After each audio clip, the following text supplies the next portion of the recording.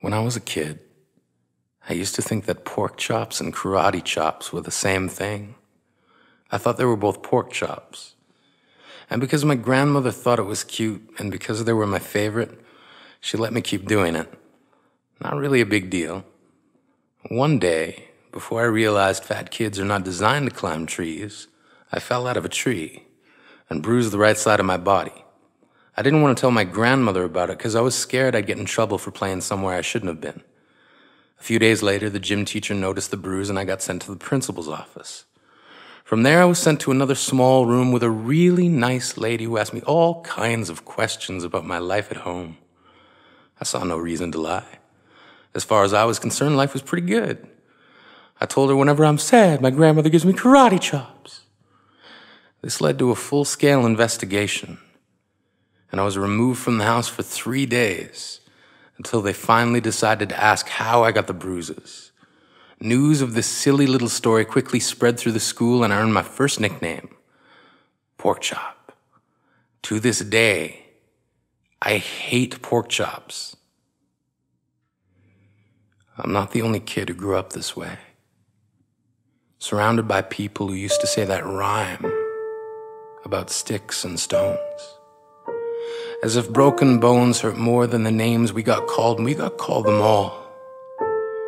So we grew up believing no one would ever fall in love with us, that we'd be lonely forever, that we'd never meet someone to make us feel like the sun was something they built for us in their tool shed.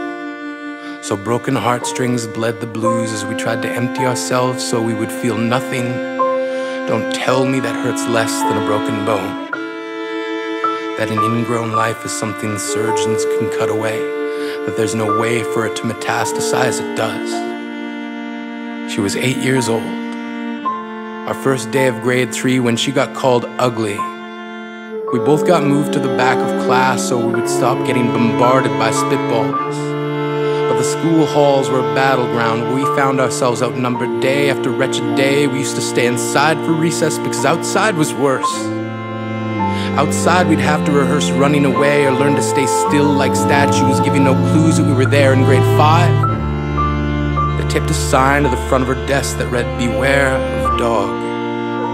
To this day, despite a loving husband, she doesn't think she's beautiful because of a birthmark that takes up a little less than half her face. Kids used to say she looks like a wrong answer that someone tried to erase but couldn't quite get the job done.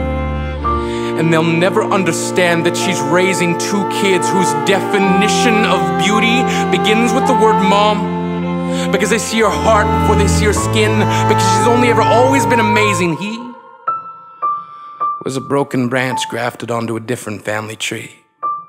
Adopted. Not because his parents opted for a different destiny.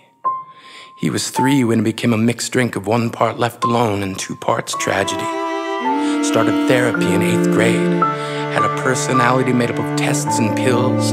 Lived like the uphills were mountains and the downhills were cliffs. 4/5 suicidal, a tidal wave of antidepressants, and an adolescence being called pauper.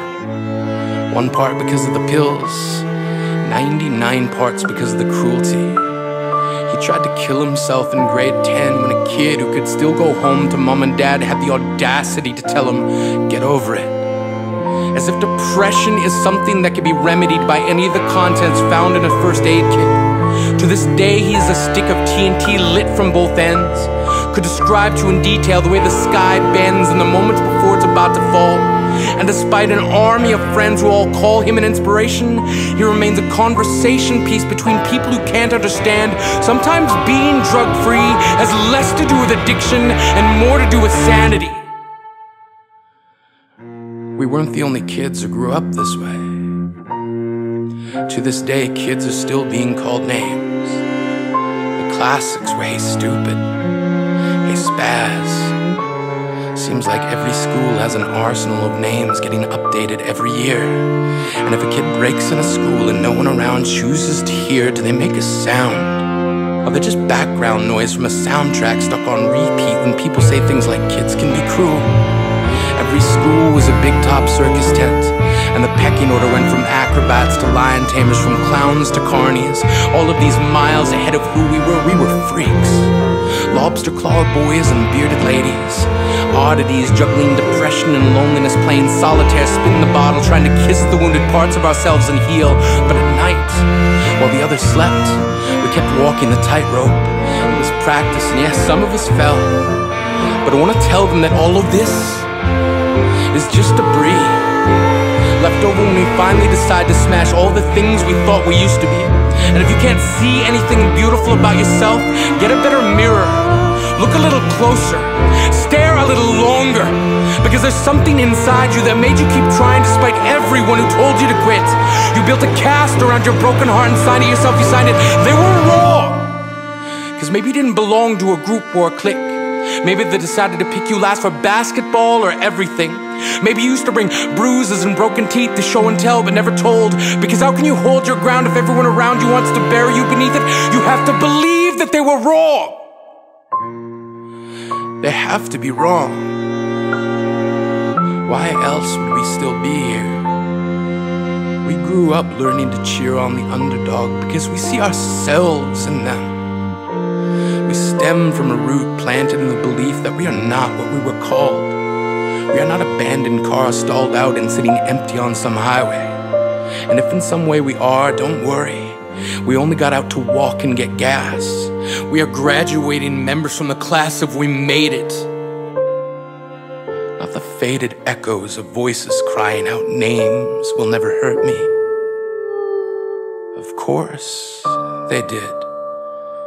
But our lives will only ever always continue to be a balancing act that has less to do with pain and more to do with beauty.